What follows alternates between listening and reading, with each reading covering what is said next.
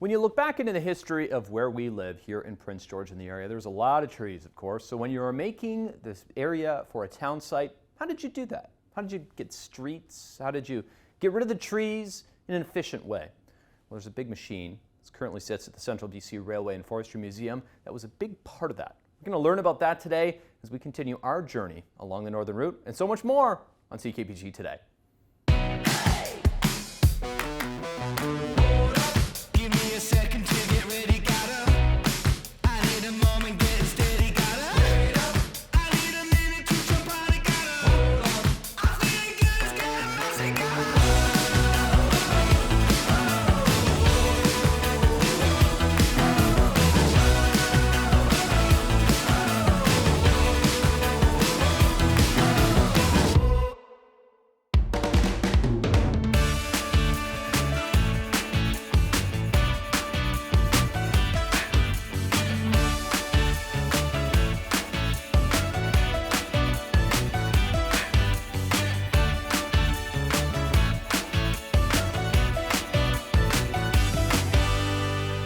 Welcome along the Northern Route to the Central BC Railway and Forestry Museum, one of the 10 sites where you can stop and learn a little bit about our local history this summer. Today, we're going to learn a little bit about some forestry equipment that was used in our region.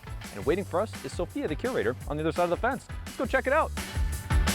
After wandering through the yard here at the Central BC Railway and Forestry Museum, this is where we have ended up and found Sophia, the curator. Good to see you. Good to see you again as well. Yeah, thanks for having us here along the Northern Route today. We are learning about some forestry equipment. Yeah, we have tons of, a lot of people think we're mostly railway. Yep. But we've got this whole stretch here of forestry equipment. You'll often see our beehive burner on the drive-in. Can't miss that one. Exactly, and that's only a medium-sized one. Oh my God, crazy. Okay, Exactly. Well this is definitely not medium-sized. We're No. standing in. Tell me a little bit about this. So this is our Bellows land clearer. Okay. You might be familiar with Bellows Street. Yes. Named after the same guy who patented this. So it was William Bellows, part of the Bellows family. He arrived in PG in 1912. Wow, okay, yeah, before so- it was Prince George. Exactly. So in 1929, he created this. So this is our land clearer. Okay, wow, a land clearer, and I'm Yeah. gonna guess there was a lot of land to clear. A lot back then. of land to clear. It was instrumental in a lot of the streets in Prince George. I think Connet Elementary School, that area as well. But this, basically, they were getting frustrated with some of the inefficient tools they were using to clear all this land. So William Bellows, he had a Caterpillar tractor, Okay. and he said, I can modify this. Oh, so it was Yeah. a, hey, hold on a To second. implement. I've got something that's gonna work. Okay, An exactly. invention. So where we're standing right now, this is a big empty little area here. Yep. This is where the tractor would have sat, Okay. and it would have pushed this forward. And you can see on the side here, it's got would have been sharp, nice shears. Yes. Push it forward, and that's clearing the land. Huh. So trees, bushes, everything. Exactly. This whole big radius too. So this is, the size of Yeah. a street, a lane on the street. It So really is. Yeah. Exactly. Worked a lot Huh. better for him, and having it with that Caterpillar tractor allowed him to go through more different types of environment, rougher terrain, makes it a lot more movable, easier to direct. Huh. Interesting. So Yeah. much of downtown Prince George, I'm guessing. Exactly. And I think some area by the airport too. Interesting. The Yeah. more I know about this, come and check this out here. Absolutely. There's so many things that you drive by when you drive by the Railway Right. Museum here, and then you're like, oh, what is that, and why does it matter? Well, today we're telling you that. Exactly. There's another piece over here, the Let's shearer. go check it out. Yeah. Okay, I need a haircut. Where's the shearer at? Perfect. Right there. I don't think I have enough hair for this. I think this is a bit too big. Yeah, a little overkill. Tell me about this here, Sophia. This is Yeah. some kind of shearer. It is a Krause tree shearer. Okay. And what's really interesting about this is the one-of-a-kind piece. It's only one of one? Only one of one. 1972, John Krause contracted this for use in Mackenzie, Okay. or Skidmore Contracting, that was his company. And it goes on the front of a truck here, and you can see we've got these big blades. Kind of like scissors. Exactly, and a little bigger than our regular, kitchen scissors. But you're cutting trees, essentially. Yeah. Interesting. Exactly. Now, I brought my notes because I want to share with you some statistics. Okay, I like this. I can't remember these off the top I'm a of big my head. numbers guy. Okay. The shearer was used for 8.5 years. That was its lifespan. Okay, that's a long time. It cut 1,000 to 2,000 trees per day. Per day! Worked for 20 days a month, 10 months of the year, 8.5 years. That Oh is my. over 2 million trees cut. Oh my God! And That's a lot. Donated to us in 04, 05, around that time. Now it sits here at our museum. Wow. Yeah. Huh. And you can tell it's game used. Like it's got. It is. You'll see a picture of it. We'll put one on the screen. Perfect. Of it in use. Okay. Yes. Wow. That's really cool. Yeah. Mackenzie. Exactly. Huh? So one of a kind just for that use. I'm still just like kind of flabbergasted. I use that word, yes. That's okay. At the 1 million. The scale. Like right? What? Exactly. That's a lot 2 of million. trees. Over 2 million. 2 million. Ooh, if he had $1 for every tree, I mean, I'm sure he did. Yeah, exactly. But just this little guy, little. Yeah. But it's a great piece we have here. Yeah. Great history. One of the many great pieces. Okay, Yeah. and we're gonna finish it out here with a Perfect. big piece. Yes. You can't miss this. Yeah, let's go check it out Let's here. check it out. All Let's right. do it. A Sophia, lot bigger. holy crow. What does this do? Well, this lives up to its name. It's a log stacker. Okay. Yeah. So where we're standing right now, I'm sure you can guess what would have been Logs. here. Yeah. But what's really interesting about this piece is it's just an older model of the same things that are used today. I guess it goes with the saying. Exactly. If it ain't broke, don't fix it. there you So go. right across the street, a lot of times visitors will come in and they'll see this, and if you look just a bit farther, you'll see these things in use. That is crazy. Yeah. Huh. So And- this is definitely one of our bigger pieces. Yeah, no, yeah, big. There's a lot of history behind it. It looks Yeah. like it was used for many years. Absolutely. And yeah, I mean, forestry is such a big part of Prince George. This was an invaluable piece of equipment. Yeah, definitely. Yeah. Invented not locally, but kind of used locally. Used very much locally in this sort of area in all the lumber yards, definitely. Yeah. Cool. Okay. And if you step into the cab, I understand we're gonna do this. We can. I think. Yeah. Yeah. Let's see what's inside here, because I imagine it looks a little different than people's cars now. Absolutely. I think we Yeah. should go check it out. Okay. Let's go. Yeah. Let's see what's in here. These tires are just crazy big. Great photo op for kids. Yeah, because They're like your right toddlers. Yeah. Exactly. Wow. Okay, so I'm looking in the cab. Yes. People on TV are going to see this because I'm going to make producer Zach come up here. Yes. But I see a cup holder. Yeah. And I think it may have been used as an ashtray. That's just a sign of the time. But it's cool to see, like, just the little Yeah. stuff. Right? There's a So bunch of this cool would have been gauges. your office, essentially. Yeah. And it even had a sunroof. Yeah. Sun tanning if Yeah. it's a nice day, little fan. Little fan. Yeah. All right, this has been great here. Mhm. An exclusive look for the Northern Roots. The doors Yes. normally close here, so we're getting a little special treatment today. Uh-huh. But you can definitely take it in from the outside and see the Absolutely. magnitude of this. Yeah. Sophia, I gotta ask you. Yes. I know you've been working here now for a while. Yes. What's your favorite part of working at the Northern Ooh. BC Roots hub that is called the Central BC Railway and Forestry Museum? What is my favorite part? That's such a good question. I think just getting to be around these massive pieces of history. Yeah. Like such a huge scale. These are all technically artifacts. When you think of artifact, you might think of, something small that you brush gently off. Yeah, your it's hand. in the archives. Exactly, but these are all artifacts, and just the scale of them is so impressive to me. Yeah, I love well, you do a great job as curator here. Thank you So very much. thanks for your time. Come check out this stop along Please the do. Northern Route when you're doing it, and get your passport stamped as well while Nice. you're here. Thanks, Sophia. Yeah, thank you. Miss an episode? That's okay, life gets busy. We get it. Or maybe you didn't miss anything, but you're here to watch that one feature again because honestly, it was that good. No judgment. Here's the good news. You can relive every moment of the CKPG Today Show whenever you want. Head over to ckpgtoday.ca, click on the Today Show tab, and voila. So grab some snacks, kick back, and binge away because let's face it, life's too short to miss out on great local TV.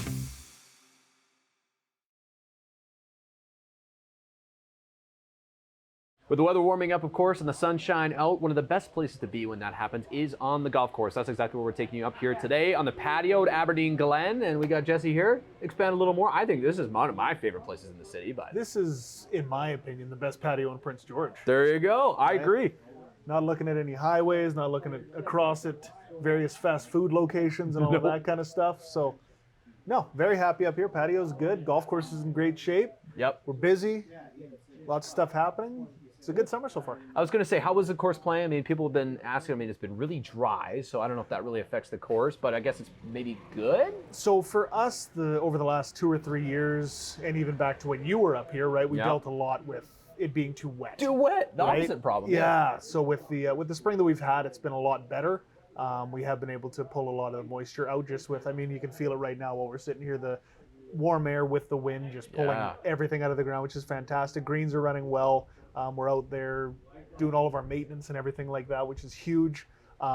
We're actually on a back nine start for this entire week because we had to do some resodding on the front nine for some of the greens. Overall, so people looking to get a tee time up here, how are things looking? Is it easy? I mean, weekends typically really busy, but Weekends typically booking up. We are starting to see a little bit of that slide back to back when you were here, where, you know, kind of after 4 o'clock on the weekends and you know, Fridays, that kind of stuff, where it's kind of starting to free up a little bit. Okay. So with it getting dark at 10 o'clock now, I mean, as long as you're out there before 5:30, you should be able to get all 18 in quite comfortably. yeah, you can golf till the cows come home here. Absolutely, yeah. You might even see a cow moose here. Yeah, or a cow. Or We're an actual cow. up on 15, right? We're neighboring to the to one of the farms out there. We've had that happen.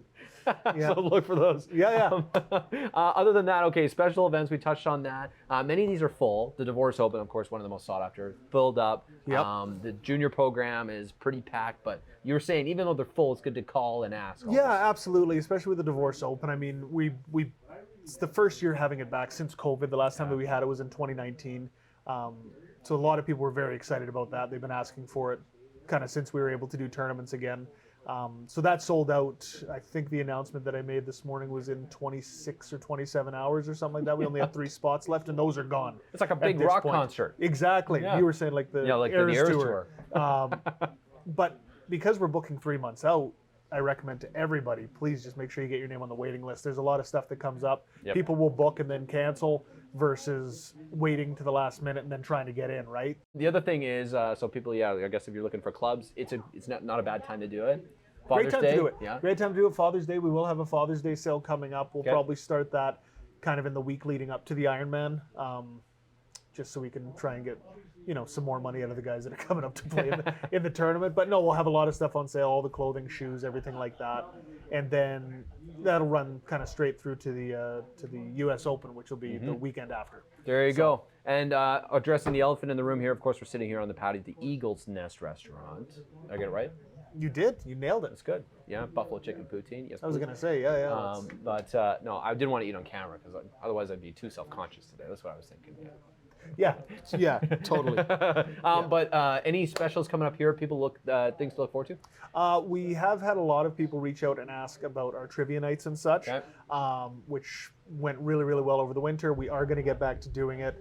Stay tuned. We've still got a lot of tournaments that are reaching out to confirm dates and everything. I don't want to book a trivia night and then have to be like, hey guys, we're actually not doing trivia because we've got this 40-person tournament that's coming in. So I guess that's another good jumping off point. If people wondering for golf, there are some tournaments happening sometimes midweek because businesses do them. Yep. So heads up for that as well. yeah, absolutely. And I mean, public can book a week out. Any of our pass holders, so that includes our 25 game pass, seasons pass, they're allowed to book 2 weeks out. My advice, like we talked about before, book your times and cancel them. Don't wait until the last minute and then be frustrated that you can't get a tee time. But please cancel them. You don't want to incur the wrath of Dar when you don't show up for your tee time. Everybody knows what that means. Yeah. And if you don't, good. You'd probably be doing it right. Yeah, exactly. Yeah, then you're fine. Yeah. Okay, so of course we're in June now. Golf season is, well, I guess Say it. I was going to say almost midway through here in Prince George. Don't say that. I thought you were going to say it's in full swing. But I let you say the part. I know you did. No, we've got June, July, and August. And I mean, even you worked up here. September is a fantastic time. It is actually to play golf in Prince George. That's when the course is going to be in the best shape that it's going to be in before we have to put it to bed. Yeah. But we've still got 3 full months. I mean, I don't want to discourage people from coming out, but there's still lots of time. We haven't hit that hot streak that we usually get mid-June. True. Yeah. Ironman's coming up in 2 weekends, so the course will be. That's kind of where we try and peak for the spring into the middle of June. So course will be full there. That one's sold out as well. So tons of big things happening, and the golf course is only going to get better from here. There you go. Cool. Call ahead. It's worth the drive. Come up here at Aberdeen Glen. Enjoy yourself. Enjoy the weather. Enjoy what Mother Nature has to offer. Thank you. Thank you. This segment is brought to you by Aberdeen Glen Golf Course and the Eagle's Nest Restaurant. It's worth a drive.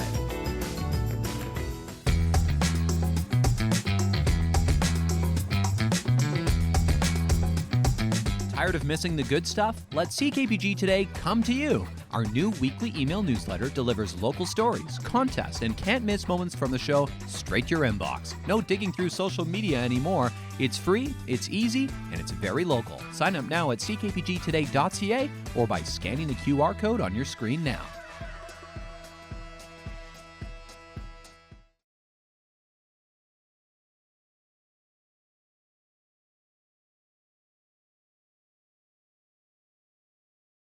Welcome inside the Omineca Arts Centre for this month's Artist in Residence. It's not just one artist this month, though. It's a bunch of them. 10. Showcasing Indigenous art, whether the artists themselves are Indigenous, portraying, culturally appropriate things like Larry here on the wall, or songs or other messages. We're going to meet Bug, we're going to meet Kishana, and we're going to explore a little bit together today.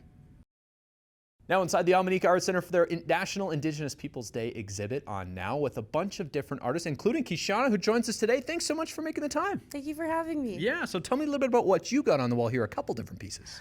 So I have 5 different pieces. They're all pieces that were previously in different art shows throughout the past 2 years. And so they explore a lot of different themes, but all of them are very emotional themes. How would you break it down? Can you generally talk about all of them, I guess? A lot of my pieces have to do with grief and really complicated feelings that I have. A lot of my past and just experiences that I've had, and I process that a lot through my art. What are some of the elements as an artist you like to use to really portray your message? Are there certain colors, certain themes you try to kind of use across all your art, or is it different depending on the piece? I really love like vibrant colors. I love pastels and like just really rich colors. I love crocheting. I love adding crochet to my pieces. Yeah, that's these ones, yeah. Yeah, I started doing that 2 years ago, and it's been like my favorite thing. Kishana, if you want to give something for people to think about on National Indigenous Peoples Day, because this is an Indigenous-centric exhibit, what should people be thinking about? What do you want them to think about?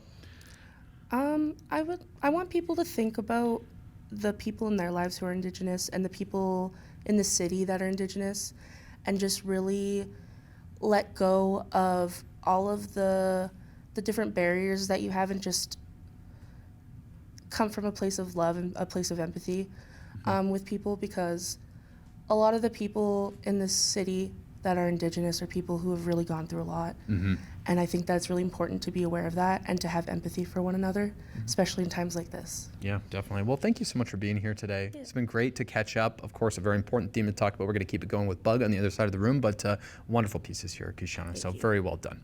Thank you. Now time to learn a little bit more about Bug Johnnick, one of the artists in residence here at the Omineca Arts Centre. Bug, thanks so much for making the time to join us today. You're very welcome. Yeah, so tell me a little bit about you and about what you have on display here. It's part of a music video. You're part of the exhibit here.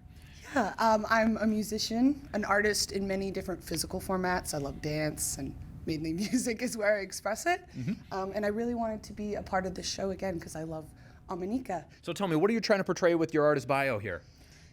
My artist bio is just really explaining why I am so outspoken. It is very important for me to share, especially in this time of overpowering information. I need to cut through and say what's really important to me. That is very important for me to share what is important to me. I like it. Okay. And of course, as part of the National Indigenous Peoples Day month here at the Omineca, and you tie in, some of your messaging ties in. What do you want people to be thinking about or know? I want people to take time on their own, sit down and think about colonization and pre-contact and what has changed. Really think about how the Indigenous people lived before. They lived off the land. They lived cohesively with nature, and I think we should all take a piece of that. That's a very nice way of putting it here, Bug. And tell me a little bit about your music video. We're going to put it on the screen here. We'll get you to play shortly. But talk to me about the music video, how you made it, a little bit of the message portrayed in that. Yeah, my song is called Bloodline, and it is specifically about residential school and just intergenerational trauma done by the Catholic Church. They came and they wiped the Native away. Their goal was to kill the Native and every single Indigenous individual. So my song, the chorus is, "You will not kill the Native in me. I will keep going. I will keep making music. You failed. You did not wipe us out." How many children have walked this path before? One that you carved in generational scars. Stored in prose, and their bodies lie beneath. To the churches, it's a burden to reconcile for our grief. And I don't trust the preacher, 'cause I know what he's done. And I just can't believe he won't hurt another man's son.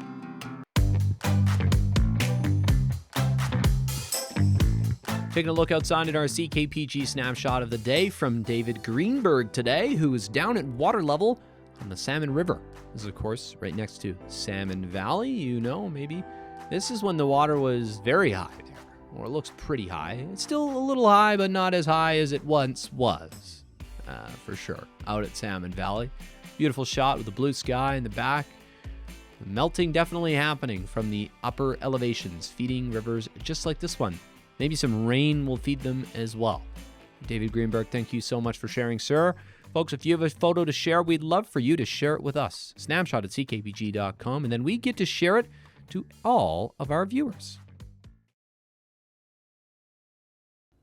Hockey's biggest prize, the Stanley Cup, has visited Prince George a few times, of course, most recently by Brett Connolly when he won with the Washington Capitals, of course. But if you turn the clock back a little bit further, you remember it's Turner Stevenson who won the Cup with the New Jersey Devils. We're going to look back on that victory today in local history.